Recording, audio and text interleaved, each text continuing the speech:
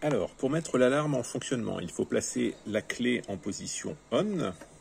Et ici, on va avoir les deux petites diodes qui vont se mettre à clignoter en rouge et vert. Et en émettant 3 petits bips. On y va.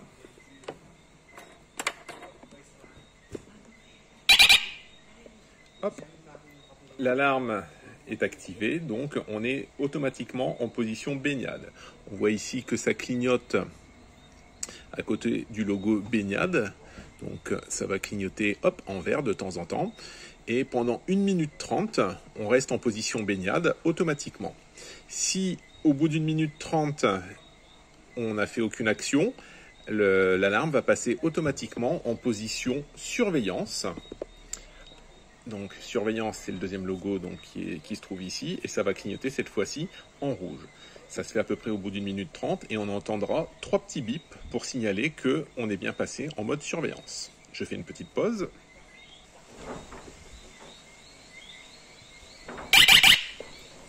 Donc après à peu près 1 minute 30, on vient d'entendre les 3 bips et cette fois-ci, la diode rouge il va clignoter ici et on est passé en mode surveillance.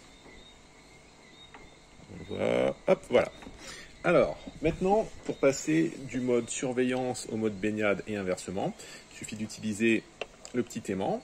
Je le place à cet endroit-là. Hop, un bip, ça vient de clignoter en vert. On est passé en mode baignade. Si je veux repasser en mode surveillance, je replace l'aimant. 2 petits bips, ça vient de clignoter en rouge. On est en mode surveillance. Je vais maintenant simuler donc le déclenchement de l'alarme et pour l'arrêter, vous verrez, il suffira de replacer simplement l'aimant.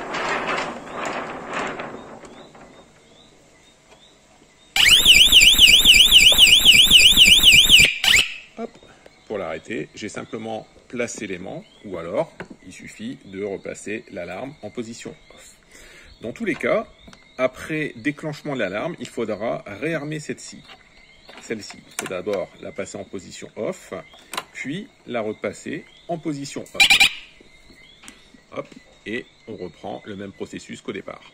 Si jamais l'alarme se met à clignoter avec les deux boutons ici, rouge et vert, en même temps toutes les 45 secondes, en émettant un bip toutes les 45 secondes, ça veut dire que les piles sont mortes. Il faudra les remplacer, mais bon, normalement, j'aurais mis des piles neuves avant le début de votre location. Voilà.